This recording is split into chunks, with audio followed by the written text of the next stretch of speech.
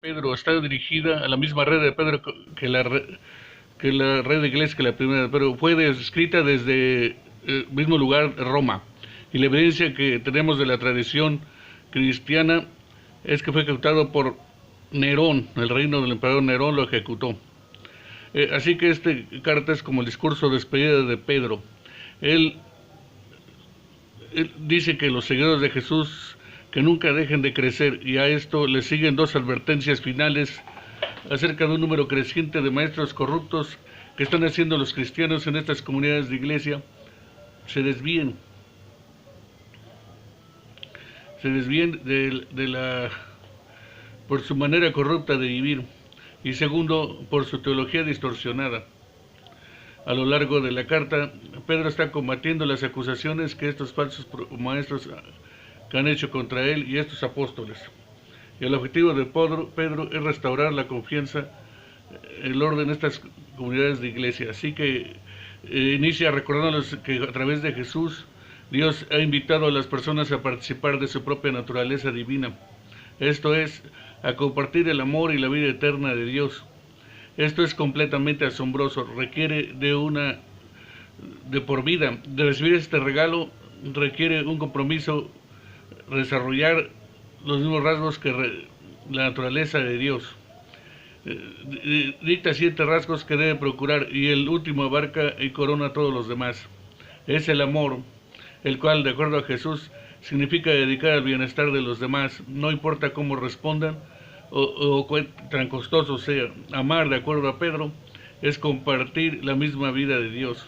Pedro declara el propósito de la carta, que es el funcionar como un monumento a su enseñanza, para que pueda ser transmitida a las siguientes generaciones, ya que no le queda mucho tiempo por estar ahí personalmente. Así que antes de morir, él quiere abordar estas objeciones y acusaciones que están siendo hechas por los maestros, que distorsionan de las enseñanzas de Jesús y de los apóstoles. De manera que Pedro aborda una acusación repetida por los escépticos presentes y futuros, en el sentido que él y los apóstoles inventaron todo esto, que Jesús se levantó de los muertos, que es el rey del mundo, y de que Jesús en realidad no volverá. Así que el poderoso momento en el que se transfiguró en la montaña, recuerden con Marcos capítulo 9, como el rey exaltado, y su resurrección significa que él está vivo como rey y regresará un día para rescatar al mundo. Así que el futuro regreso de Jesús para traer el reino de Dios cumplirá todo lo que las escrituras han estado señalando. Las palabras de los profetas del Antiguo Testamento no son fantasías fabricadas. Es a través de las palabras humanas de la Escritura y a través de Jesús humano que Dios mismo nos ha hablado. Pedro luego continúa las amenazas que en Grecia, y se anota en otras objeciones. Estos maestros niegan la idea de una rendición de cuentas final, donde Dios va a ser responsable a todas las personas por sus decisiones. Y esta negación convenientemente permite a los maestros ignorar las enseñanzas de Jesús acerca del dinero y el sexo, porque están haciendo mucho dinero al enseñar en las iglesias y mencionar el hecho de que están teniendo sexo casual. Pero Pedro le recuerda a los lectores que Dios puede responder a la rebelión con su justicia, y lo hará. 3 ejemplos de cuando Dios hizo eso. Primero, él menciona la historia de los hijos de Dios en Génesis 6, como fue interpretada en una popular obra judía de aquel tiempo llamada Primera de Enoc. Primera de Enoc dice que los hijos de Dios son ángeles de rebelde que cruzaron la línea y se acostaron con mujeres, ganándose el juicio de Dios. Pedro luego habla de la historia del antiguo diluvio, de la historia de Sodoma y Gomorra. En cada caso hubo una rebelión que llevó a juicio divino. Pero Pedro dice, Dios siempre fue fiel en liberar a su pueblo, y utiliza la historia de Lot para poner un ejemplo. Pedro luego conecta esas historias antiguas con la manera corrupta de los falsos maestros. Ellos también están detrás del dinero y del sexo, desprecian la autoridad de Dios y guían a otras personas, y dicen que a Dios no les importan las decisiones González, y que ellos enseñan un mensaje de libertad cristiana y los usan como licencia para hacer todo lo que quieren. Pablo más adelante en el capítulo 3 Parece que estos maestros han distorsionado el mensaje de Pablo sobre la libertad en Cristo, pero esa no es la clase de libertad de la que hablaba Pablo. Y Pablo, esos maestros no son libres, son esclavos de sus impulsos carnales. Y el hecho de que son cristianos lo hace más trágico, porque conocer la enseñanza de Jesús los hace doblemente responsables. Se han convertido sobre un trigo volviendo a su vómito y un cerdo limpio volviendo a su lodo. La negación de los maestros de la final de rendición de cuentas.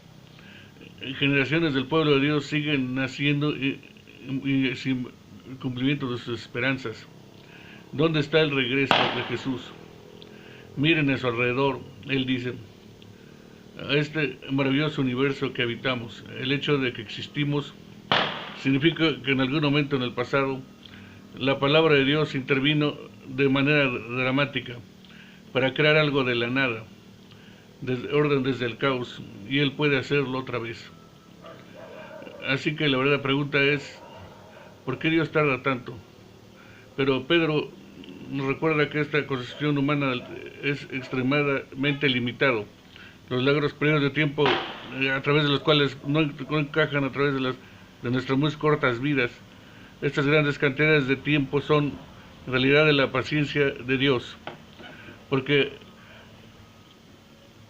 por reconocer su propio egoísmo, para arrepentirse, la gracia generosa de Dios y la gracia de Dios traerá la historia en el día del Señor.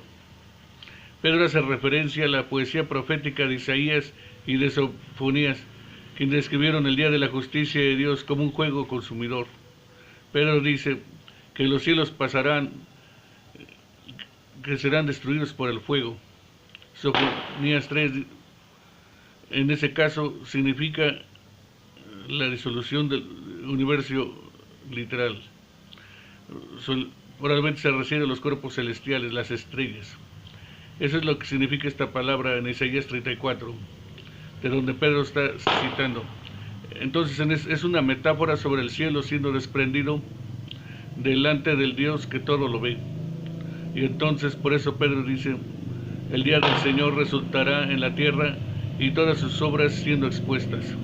El propósito final de la justicia consumidora de Dios no es eliminar el universo material, más bien es exponer la maldad y la injusticia y removerla, para que una nueva clase de cielos y tierra puedan emerger, una que esté permeada de justicia, llena del amor y del pueblo de Dios, quienes conocen y aman a Dios y a su prójimo como a ellos mismos. Pedro concluye diciendo que esta es la verdadera esperanza cristiana, la que Jesús y todos los apóstoles han estado anunciando, incluyendo a Pablo, cuyos escritos pueden malinterpretarse si los sacas de contexto, pero todos los apóstoles están en la misma página. Así Pedro termina su discurso final a la iglesia. El tono pero su pasión viene de una firme convicción de que Dios ama este mundo y está determinado a rescatarlo otra vez. El amor de Dios debe confrontar y lidiar con el pecado y la injusticia que anima a su amado mundo, y en el tiempo de Dios Él lo hará, abriendo un nuevo camino para la humanidad y para el universo mismo.